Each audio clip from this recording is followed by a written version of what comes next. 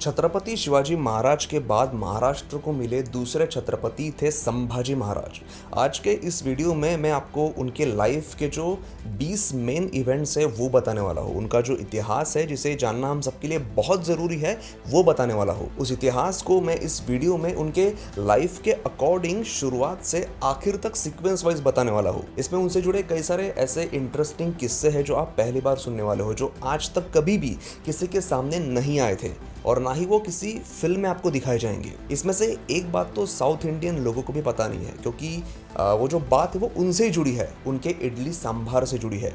इस इडली सांभार में ये जो सांभार वर्ड है ये कहाँ से आया है पता है आपको? जानने के लिए पूरा एपिसोड जरूर देखें। 14 मई 1657 महाराष्ट्र के पुरंदर किले पर छत्रपति संभाजी महाराज का जन्म हुआ। पुरंदर किला पुणे से लगभग 50 किलोमीटर की दूरी पर है, जिसका व्लॉग मैं बहुत ही जल्द अपलोड करने वाला हूँ। छत्रपति संभाजी महाराज छत्रपति शिवाजी महाराज की पहली और सबसे प्रिय पत्नी सईबाई के बेटे थे, लेकिन अभी तक संभाजी महाराज ने ठीक से चलना भी नहीं सीखा था कि उनकी जो माँ है मातोश्री सईबाई, उनका निधन हुआ। जिसके बाद उनकी दादी राजमाता जिजाऊ जी ने उनकी देखभाल की और उन पर अच्छे संस्कार किए। साल था 1665 जब छत्रपति शिवाजी महाराज को मुगलों से संधि करनी पड़ी और इस संधि के मुताबिक उन्हें अपने 8 साल के बेटे छत्रपति संभाजी महाराज को मिर्जा राजे जयसिंह के पास रखना पड़ा। अब उनकी जगह कोई साधारण बच्चा होता तो वो डर जाता, वहां से जाने की जिद करता, लेकिन 8 साल के संभाजी महाराज ने ऐसा बिल्कुल नहीं किया। उन्होंने अपने पिताजी की सिचुएशन को समझा, उनकी मजबूरी को समझा और वो वहीं पर रहे। वो ना सिर्फ वहां पर रहे, उन्होंने मुगलों की छावनियों में रहकर अपनी बुद्धिमत्ता और चातुर्य से दुश्मन का दिल भी जीत लिया। मिर्जा राजे जयसिंह ने छोटे संभाजी महाराज की चतुराई को देखकर उन्हें पंच हजारी मनसबदारी दी थी और उन्हें वहां के राज्य कारभार में भी शामिल किया था। साल था 1666 जब औरंगजेब ने छत्रपति शिवाजी महाराज और उनके बेटे संभाजी महाराज को आगरा में बुलाया था। भरे दरबार में उनका अपमान किया था और उनको बंदी भी बनाया था। उसके बाद छत्रपति शिवाजी महाराज और छोटे संभाजी महाराज फल और मिठाई की टोकरी में बैठकर औरंगजेब के नाक के नीचे से वहां से निकल गए थे और उस वक्त संभाजी महाराज की उम्र थी सिर्फ 9 साल। आगरा से निकलने के बाद भी छत्रपति शिवाजी महाराज और छोटे संभाजी महाराज एक साथ अपने किले पर नहीं पहुंचे थे। औरंगजेब को मूर्ख बनाने के लिए उन्होंने कई सारी तरकीबें अपनाई और 3 महीनों के बाद छोटे संभाजी महाराज को सही सलामत रायगढ़ किले पर लाया गया।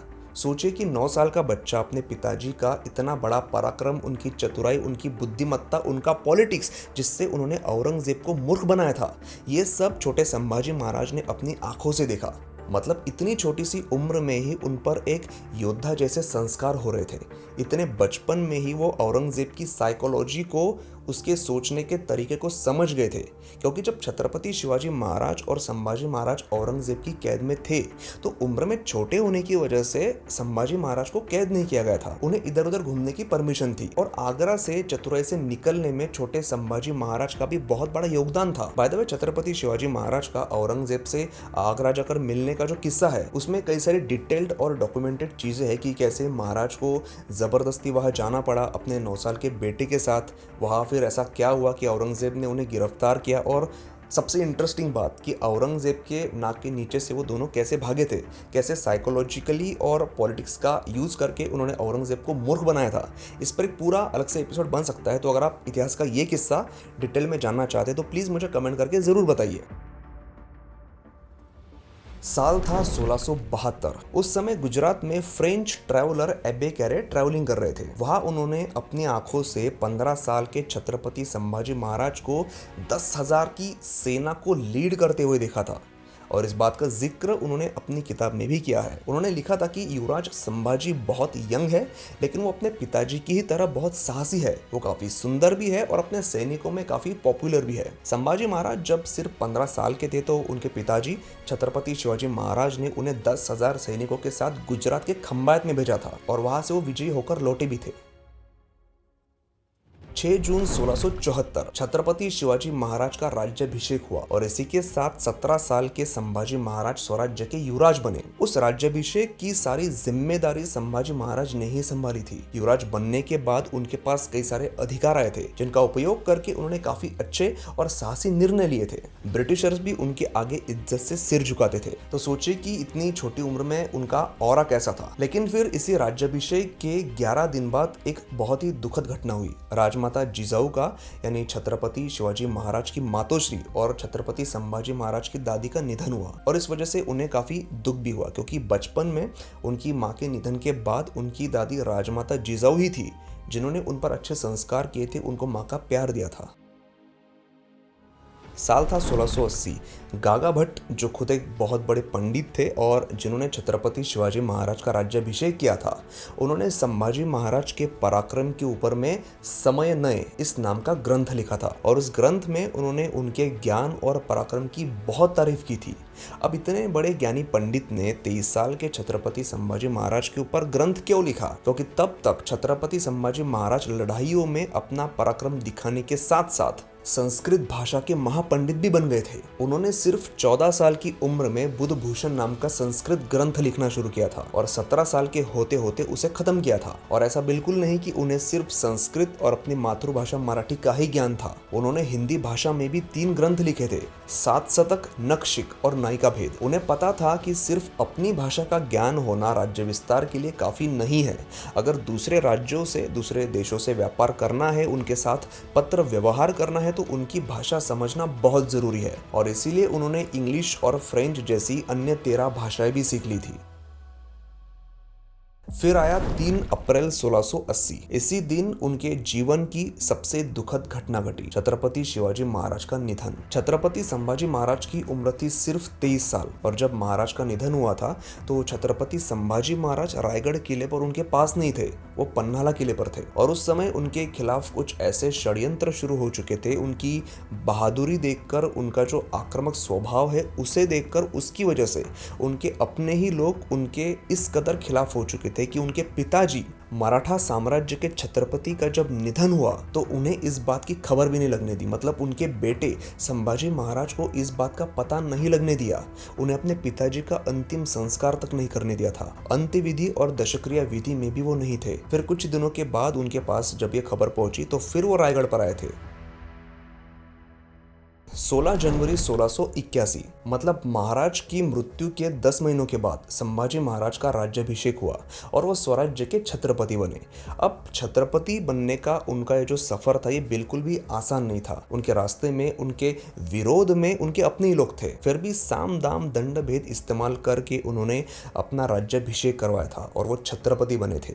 और उन्होंने अपने पिताजी का हिंदवी स्वराज्य स्थापन करने का जो सपना था उसे पूरा करने की जिम्मेदारी संभाली थी। अब इस वीडियो में मैं सिर्फ जो इम्पोर्टेंट इवेंट्स है उनके लाइफ के, उनके बारे में शॉर्ट में बता रहा हूँ, क्योंकि छत्रपति शिवाजी महाराज और छत्रपति संभाजी महाराज के पूरे जीवन का इतिहास किसी एक वीडियो में बताना ऑलमोस्ट इम्पॉसिबल है। तो अगर आप इन सारे विषयों में से किसी एक विषय पर अलग से डिटेल्ड में वीडियो देखना चाहते हैं तो मुझे आप प्लीज कमेंट करके जरूर बताइए। मैं एक और बात आपसे कहना चाहता हूँ कि आपसे रिक्वेस्ट करना चाहता हूँ कि प्लीज वीडियो को आप लाइक जरूर करिए। और मैं एक बार वही बात फिर से आपसे कहूंगा कि सिर्फ मेरे वीडियो को नहीं, यूट्यूब पर हिस्ट्री से रिलेटेड किसी का भी वीडियो अगर आप देखते हो और अगर आपको थोड़ा सा भी पसंद आया तो प्लीज़ उसे लाइक किया करो, ताकि यूट्यूब ऐसे हमारे हिस्ट्री के कंटेंट को ज़्यादा से ज़्यादा पुश करेगा, ज़्यादा से ज़्यादा लोगों तक पहुंचाएगा। तो प्लीज़ वीडियो को लाइक ज़रूर किया करो।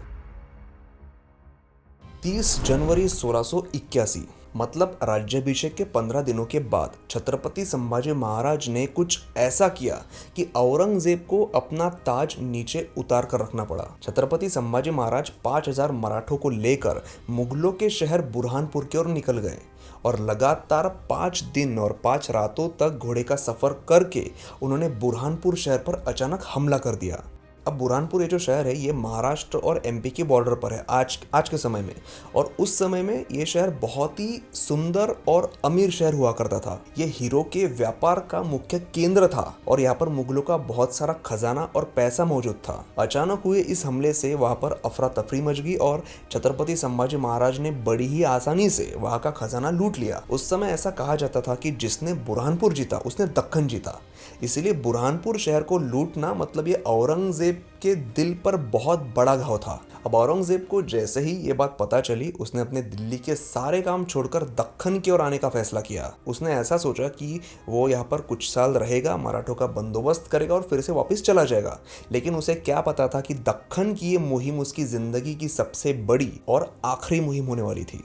जब औरंगजेब बुरहानपुर पहुंचा तो अपने पसंदीदा शहर को देखकर उसे बहुत गुस्सा आया और फिर उसी दिन उस बर्बाद बुरहानपुर को देखकर उसने अपने सिर का ताज नीचे उतार कर ये कसम खाई थी कि जब तक वो छत्रपति संभाजी महाराज को नहीं मारेगा वो अपना ताज नहीं पहनेगा। और इस घटना का लिखित इतिहास भी मौजूद है। अब उस समय अंग्रेज भारत के लगभग हर बड़े शहर में मौजूद थे व्यापार के इरादे से। वहाँ के मुगल मनसबदारों के साथ उनके बहुत अच्छे संबंध भी थे। वहाँ के दरबार में भी वो लोग बैठा करते थे और ये सारे अंग्रेज लोग ना एक दूसरे को खत लिखकर सारी खबरें देते थे। तो ऐसे ही बुरहानपुर में उस समय मौजूद एक अंग्रेज ने जो खत लिखा था उसमें उसने इस सारी घटना का जिक्र किया है कि कैसे औरंगजेब वहां पर आया था, उसने अपने बर्बाद शहर को देखा और गुस्से में अपने सिर का ताज नीचे उतार कर वो कसम खाई थी। 8 सितंबर 1681 औरंगजेब 5 लाख की फौज लेकर दक्कन की ओर निकल पड़ा था। इसमें 2 लाख घुड़सवार, 2 लाख की पैदल सेना और 400 तोपें थी। महाराष्ट्र पर हुआ ये आक्रमण कितना बड़ा था ये आप इस बात से समझ लीजिए कि जब औरंगजेब की फौज कहीं आराम करने के लिए रुकती थी तो उनके कैंप का घेरा 25 से 30 किलोमीटर तक का होता था। और यही वो समय था बुरहानपुर के लूट के बाद का जब औरंगजेब और छत्रपति संभाजी महाराज के बीच असली राइवलरी शुरू हुई थी। और यहाँ से अगले 9 सालों तक छत्रपति संभाजी महाराज ने करीब 120 लड़ाइयाँ लड़ी थी। 1 साल या 1 महीना भी उन्होंने आराम नहीं किया था और इन 120 लड़ाइयों में से वो एक भी नहीं हारे थे। साल 1681 में ही छत्रपति संभाजी महाराज ने अरब सागर में मौजूद जंजिरा किले को जीतने की कोशिश की थी। और उनके इस कोशिश से पता चलता है कि वो कितने एम्बिशियस थे, कितने साहसी थे। अब जंजिरा ये जो किला है ये समुंदर किनारे से करीब 1 किलोमीटर अंदर है और इस पूरे रीजन में मुगल और इस किले पर रहने वाले जो सिद्दी लोग थे वो बहुत अत्याचार करते थे। इसलिए संभाजी महाराज ने सोचा कि यहाँ के लोगों पर होने वाला जो अत्याचार है अगर उसे रोकना है और समुंदर पर अगर सत्ता हासिल करनी है तो इस किले को किसी भी हाल में जीतना होगा। लेकिन ये एक ऐसा किला है जिसको पूरे इतिहास में आज तक कोई जीत नहीं पाया था। उसके कई सारे रीजंस थे, जैसा कि इस किले का जो दरवाज़ा है वो दूर से दिखाई ही नहीं देता।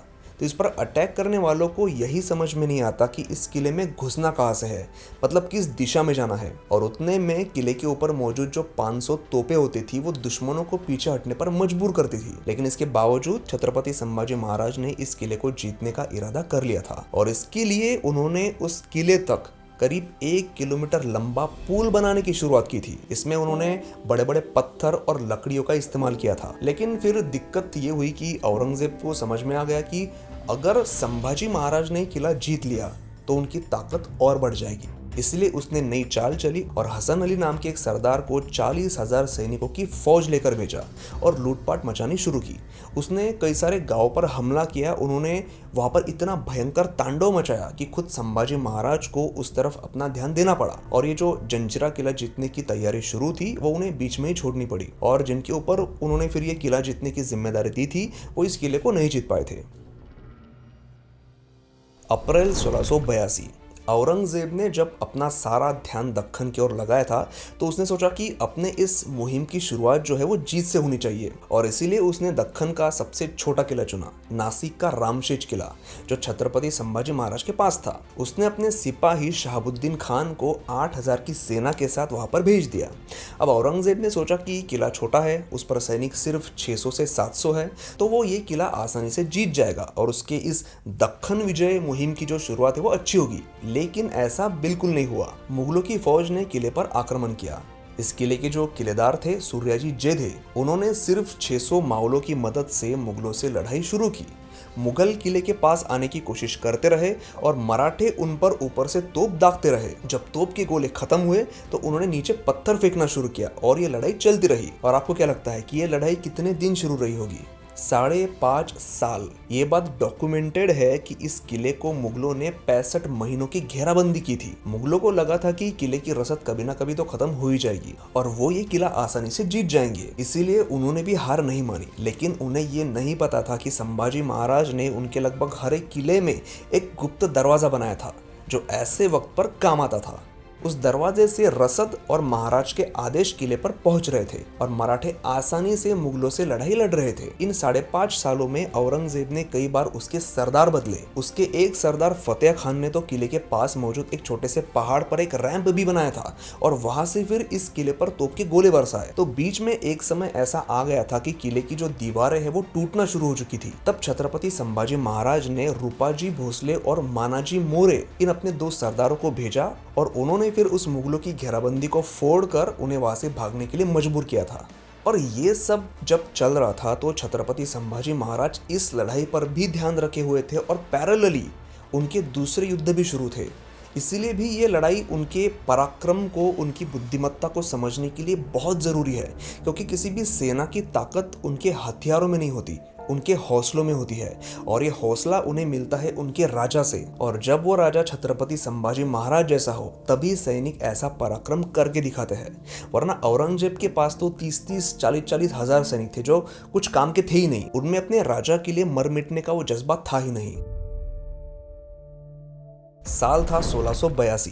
25 साल के संभाजी महाराज ने पूरे मुंबई शहर को खरीदने का डिसीजन लिया। जिस शहर को आज हम मुंबई कहते हैं वो उस वक्त अंग्रेजों के कब्जे में था और अगर छत्रपति संभाजी महाराज चाहते तो वो अंग्रेजों पर हमला करके उसे आसानी से जीत सकते थे। लेकिन उन्होंने ऐसा नहीं किया, क्योंकि जैसा कि मैंने आपको पहले बताया कि औरंगजेब अपना दिल्ली का तख्त छोड़कर दक्कन में आकर बैठा था और उसके छत्रपति संभाजी महाराज के साथ लगातार युद्ध शुरू थे। हर 15 दिन में, हर महीने में महाराज के किसी न किसी के साथ लड़ाई शुरू थी। तो इसीलिए उन्होंने उस समय के जो मुंबई के गवर्नर केजविन थे उनके सामने ये प्रस्ताव रखा कि मैं इस रीजन को अपने राज्य में शामिल करना चाहता हूँ और इसके बदले में आपको पूरे पैसे भी दिए जाएंगे। लेकिन फिर उनकी डील कुछ रीजंस की वजह से आगे नहीं बढ़ी और फिर वो बाद में उन्हें कैंसिल करनी पड़ी। ये पॉइंट आपको बताने का रीजन ये है कि जब महाराज और वो जो केजविन था गवर्नर, उनके बीच बातचीत हुई थी। जब केजविन महाराज से मिलने के लिए आया था तो छत्रपति संभाजी महाराज ने केजविन से फ्लुएंटली इंग्लिश में बात की थी और इसके बारे में केजविन ने अपनी डायरी में लिख कर रखा है। और जब महाराष्ट्र में एक नाटक किया गया था और उस नाटक में ये पूरा सीन दिखाया गया था तो सेंसर बोर्ड ने उन पर सवाल उठाए थे कि आप इतना फिक्शनल कैसे दिखा सकते हो, इतने फ्लुएंटली इंग्लिश बोलते हुए कैसे दिखा सकते हो। तो उस नाटक के प्रोड्यूसर ने वो सारे हिस्टोरिकल डॉक्यूमेंट्स जो थे वो उनको दिखाए थे सेंसर बोर्ड को, और फिर तब जाकर उन्होंने उस नाटक को परमिशन दी थी। मतलब इस बात के भी हिस्टोरिकल रिकॉर्ड जो है वो मौजूद है।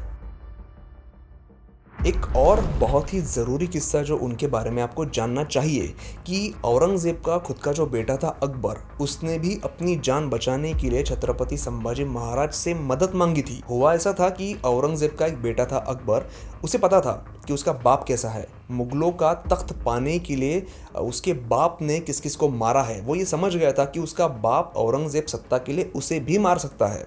तो इसके पहले कि औरंगज़ेब उसे मारे वो खुद अपने पिता से बगावत करके भाग गया और वो सीधा पहुंचा छत्रपति संभाजी महाराज के पास, क्योंकि वो जानता था कि पूरे हिंदुस्तान में औरंगज़ेब को कोई टक्कर दे सकता है तो वो सिर्फ छत्रपति संभाजी महाराज ही थे। और महाराज ने उसे मदद की भी, क्योंकि आखिर दुश्मन का दुश्मन हमारा दोस्त होता है। तो महाराज ने भी अपना पॉलिटिक्स खेलने के लिए उसकी मदद की। अकबर का इस्तेमाल करके संभाजी महाराज ने औरंगजेब को दक्कन से दूर रखा। महाराज ने उस अकबर को सेना लेकर दिल्ली की तरफ भेज दिया ताकि औरंगजेब का जो ध्यान है वो दक्कन से भटककर अपनी गद्दी को बचाने के लिए जाए। और महाराज की ये तरकीब काम भी कर गई, लेकिन सिर्फ कुछ महीनों के लिए ही। बाद में औरंगजेब दक्कन की ओर वापस आया, क्योंकि वो भी ये बात जानता था कि उसे अगर कोई टक्कर दे सकता है तो वो सिर्फ छत्रपति संभाजी महाराज ही थे। और इसीलिए वो अपना दिल्ली का तख्त और महल छोड़कर अपनी आखिरी सांस तक दक्कन में ही था। वो छत्रपति संभाजी महाराज ही थे जिन्होंने दुनिया का पहला बुलेट प्रूफ जैकेट बनाया था, जिसके बारे में मैंने इस वीडियो में डिटेल में बताया, तो आप प्लीज उसे जरूर देखिए इस वीडियो के बाद। और ठीक उसी तरह अगर पूरी दुनिया में कहीं पर समुद्र में तैरता हुआ तोपखाना अगर किसी ने बनाया होगा तो वो भी छत्रपति संभाजी महाराज ही थे। मुंबई में जो 26/11 का हमला हुआ था उस वक्त आतंकी समुद्र के रास्ते से भारत में आए थे। मतलब किसी भी देश को अगर सुरक्षित रखना है तो उसके समुद्री रास्ते सुरक्षित होने ही चाहिए, वहाँ अच्छी पहरेदारी होनी ही चाहिए। और यही बात छत्रपति शिवाजी महाराज अच्छे से जानते थे, इसीलिए उन्होंने अपने समय में अपनी खुद की नेवी बनाई थी और इसीलिए उन्हें फादर ऑफ इंडियन नेवी भी कहते हैं। और अपने पिता की तरह छत्रपति संभाजी महाराज भी ये बात अच्छी तरह से जानते थे, इसीलिए वो एक कदम और आगे गए और उन्होंने समुंदर पर ही तैरता तोपखाना बना दिया। इस तोपखाने में उन्होंने ऐसी खास तोपें बनाई थी जो बहुत हल्की थी और आसानी से इस्तेमाल की जा सकती थी। समुंदर में उनके सैकड़ों जहाज पहरेदारी करते थे और अकेले मुंबई के समुंदर पर उनके करीब 200 जहाज थे और अलीबाग के किनारे पर उनके 5000 सैनिकों की छावनी थी जो दिन रात वहाँ रखवाली का काम करते थे। और 120 लड़ाइयों में से एक भी ना हारने का एक बहुत बड़ा रीजन ये भी था। छत्रपति संभाजी महाराज कितने पराक्रमी थे और औरंगजेब उनसे कितना डरता था, इसका एक और सबूत खुद औरंगजेब ने ही दिया था। हिस्टोरिकल डॉक्यूमेंट्स के अनुसार एक घटना बताई जाती है। औरंगजेब ने अपने बेटे शाहजादा शाह आलम का सत्कार किया था, उसे नजराना पेश किया था। रीजन सिर्फ ये था कि वो छत्रपति संभाजी महाराज के चंगुल से जिंदा वापस लौट कर आया था। हुआ ऐसा था कि औरंगजेब ने उसे कोकन रीजन में 40,000 की फौज के साथ भेजा था, लेकिन संभाजी महाराज ने उसकी बहुत ही खराब हालत कर दी। इतनी खराब हालत कि औरंगजेब को अपने बेटे को बचाने के लिए अहमदनगर से रउल्ला खान को भेजना पड़ा और उसने फिर शहजादा शाह आलम को संभाजी महाराज से छुड़ाया था। उस समय अक्सर मुगलों की तरफ से भेजे हुए सरदार छत्रपति संभाजी महाराज के चंगुल से जिंदा वापस लौटते ही नहीं थे। उनमें से आधे मार दिए जाते थे और उनमें से आधे जो थे औरंगजेब मार डालेगा इस डर से वो वापस जाते ही नहीं थे।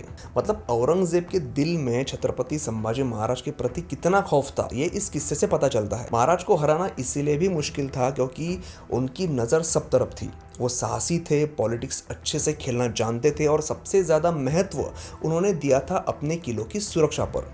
पन्हाला, सिंहगढ़, पुरंदर, राजगढ़ और रायगढ़, इन किलों की सिक्योरिटी तो इतनी टाइट थी कि अगर मुगलों ने इन्हें 10 साल भी घेराबंदी की होती तो भी वो इन्हें नहीं जीत पाते। और यही सबसे बड़ा रीजन था कि औरंगजेब 26 साल तक दक्कन जीतने का सिर्फ ख्वाब ही देखता रहा, लेकिन उसका ये सपना पूरा नहीं हो सका। क्या आप जानते हैं कि इडली सांभर जो साउथ इंडिया की बहुत स्पेशल डिश है वो दुनिया में सबसे पहली बार छत्रपति संभाजी महाराज के लिए बनाई गई थी।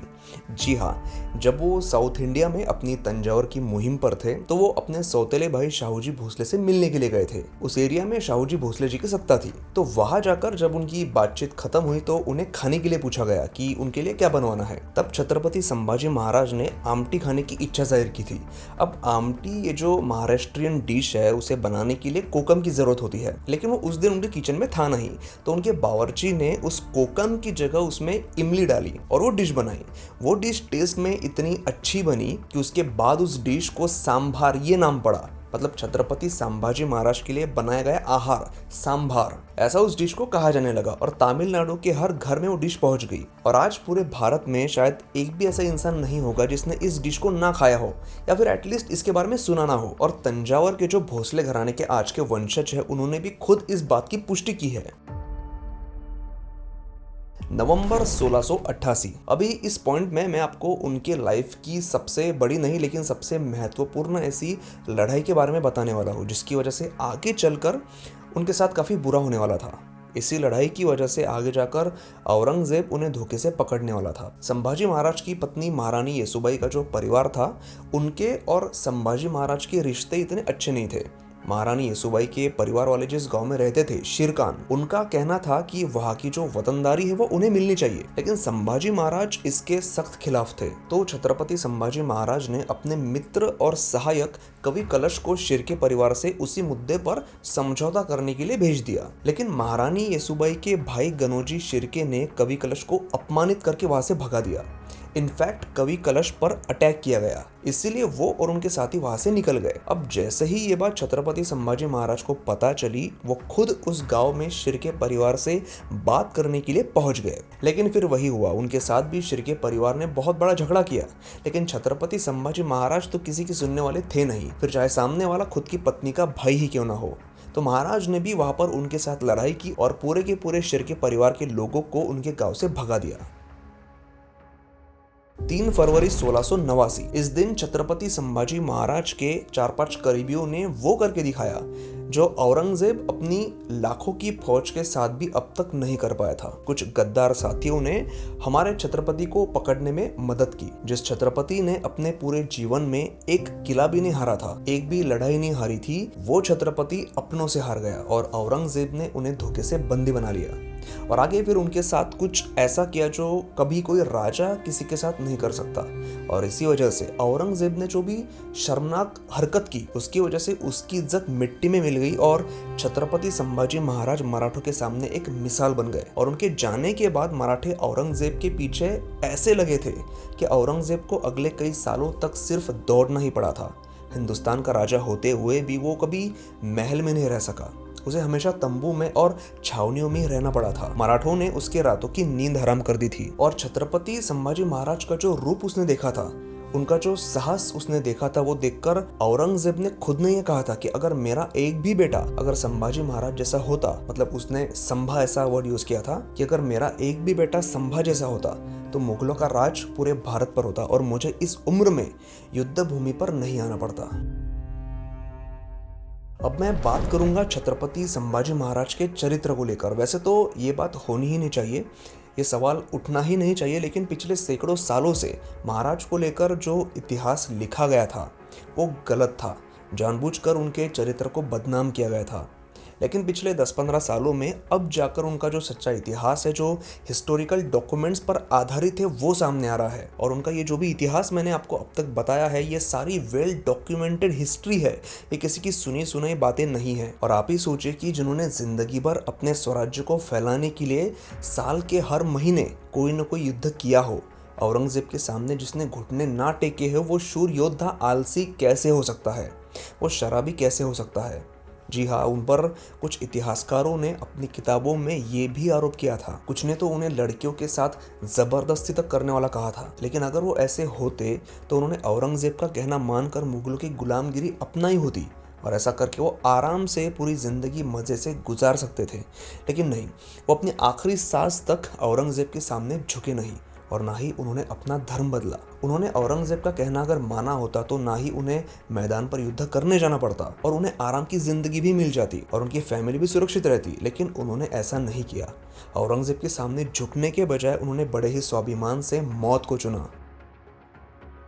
इसी के साथ आज का ये वीडियो मैं यही खत्म करता हूँ। महाराज के साथ औरंगजेब ने जो भी नीच हरकत की थी वो तो आप फिल्म में देखेंगे ही, जो आने वाली फिल्म है छावा। और अगर उसमें ये बात नहीं दिखाई जाएगी तो उस पर मैं एक डिटेल्ड वीडियो बनाऊंगा, क्योंकि औरंगजेब ने जो महाराज के साथ किया, जो नीच हरकत उसने महाराज के साथ की थी, वो पता चलना बहुत जरूरी है। और उसने ये क्यों किया था ये भी, क्योंकि औरंगजेब को उनसे ना सिर्फ कोई खजाना चाहिए था, ना पैसे चाहिए थे। औरंगजेब चाहता था कि महाराज अपना धर्म बदल कर उसकी गुलामी स्वीकार करे। और जब महाराज नहीं माने तो उसने क्या किया, कैसे बहुत ही निचले स्तर पर जाकर एक छत्रपति का उसने अपमान किया, ये सच्चाई दुनिया के सामने आना बहुत ज़रूरी है। बाकी अगर आप चाहते हैं कि ये वीडियो जो है ज़्यादा से ज़्यादा लोगों तक पहुंचे तो प्लीज़ इस वीडियो को लाइक ज़रूर करिए और ऐसी और वीडियोस देखने के लिए चैनल को सब्सक्राइब करना बिल्कुल मत भूलिए। वीडियो देखने के लिए बहुत बहुत धन्यवाद।